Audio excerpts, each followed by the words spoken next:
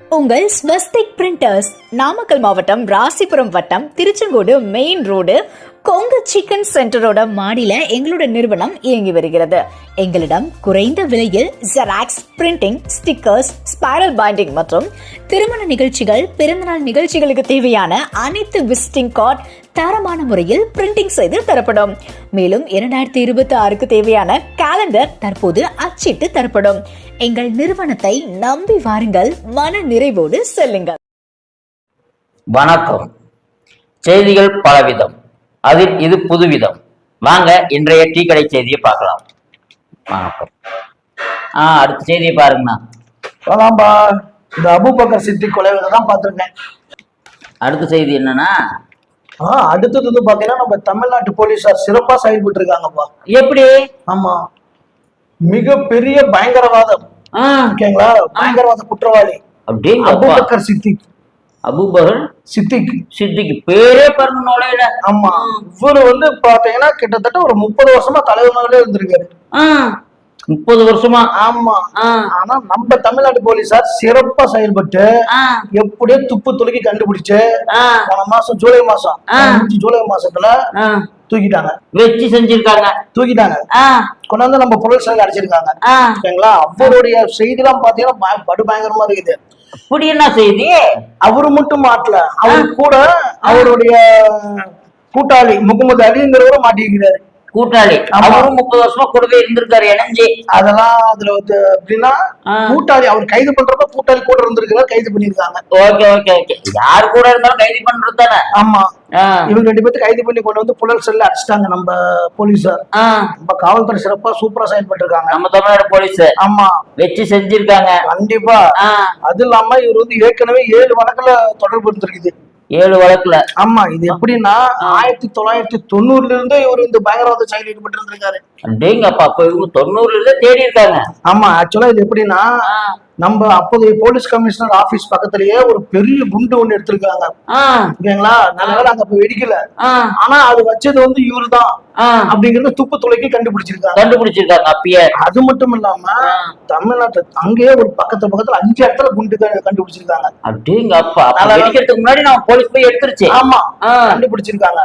கண்டுபிடிச்சு மொத்தம் வச்சு அந்த வழக்கரை வந்து கைது பண்ணிட்டாங்க. கைது பண்ணி ஒரு 6 நாள் விசாரிச்சிருந்திருக்காங்க. அப்ப அப்படியா நம்ம சட்டங்கள் தான் தெரியுமே உங்களுக்கு.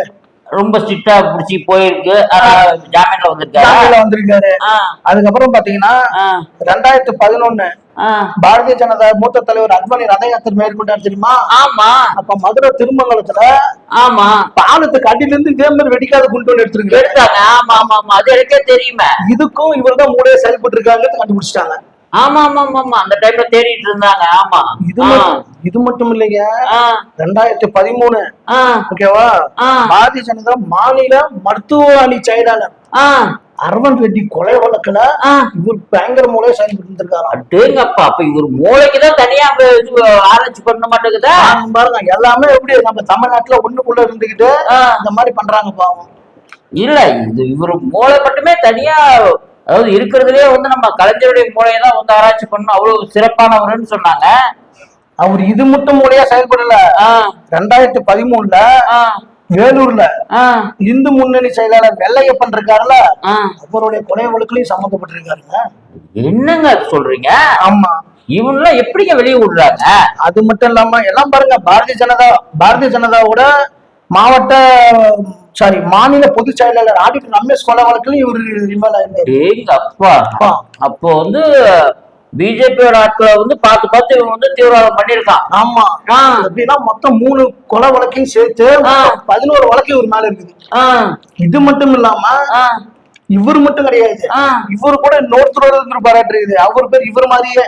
என்ன இவனுக்கு இவரு அவன் வந்து திருட்டு பையன், நீங்க தெளிவா சொல்லுங்க எனக்கு. சரி, ஓகே, அவங்க மாதிரியே வச்சுக்கலாம். அதே மாதிரி இன்னொரு பயங்கரவாதி டெய்லர் ராஜான்னு ஒருத்தர். அது சொன்ன பாத்தீங்களா? இப்போ உங்ககிட்ட அவனு சொல்லுங்க, நீங்க அவருங்கிறீங்க. ஏதோ யாரா இருந்தாலும் சரி, மனிதன் இல்லையா? மனிதன் நாம் பாக்கலையே, மனுஷனை கொள்றதுக்குள்ள பாம்பு வைக்கிறான். நம்ம சட்டங்கள் எல்லாத்தையும் ஒரே மாதிரி தான் போட்டுருக்கு. நம்ம சட்டம் அதுதான் சொல்றோம்.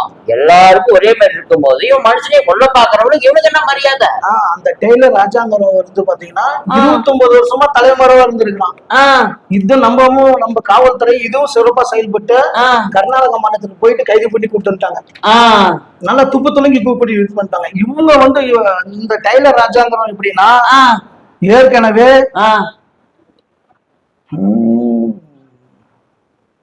நம்ம 1998 கோயம்புத்தூர் குண்டு வெடிப்புல இவருக்கு சம்பந்தம்.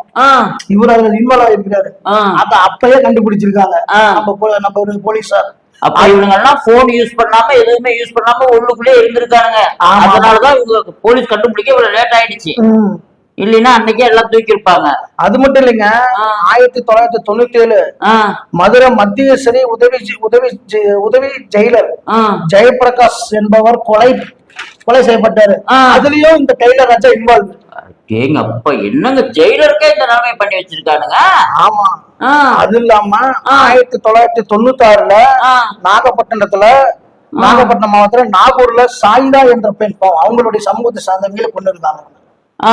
அப்ப அவங்க வந்து ஏதோ துப்பு கொடுக்குறாங்க அப்படின்றதுனால அவங்க சமூக சார்ந்த அந்த ஒரு பெண்மணியே இந்த டெய்லர் ராஜாவும் கூப்பிட்டாங்க.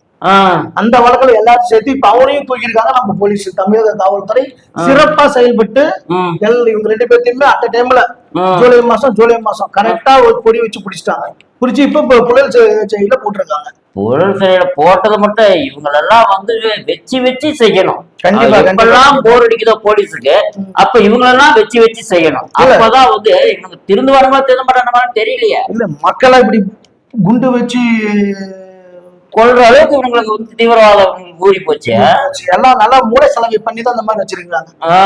ஆமா, அதான் கூட வரவங்களும் அப்படி பண்றாங்க இப்படி பண்றாங்க, நீங்க இப்படி வாழலாம் அப்படி வாழலாம்னு சொல்லி பொய்ய சொல்லி மூளை செலவு பண்ணி இவனும் கூட கூட்டாளியா சேர்த்துக்குவானுங்களாட்டுக்குது. ஆமா ஆமா ஆமா அப்படிதான் போயிட்டு இருக்கு.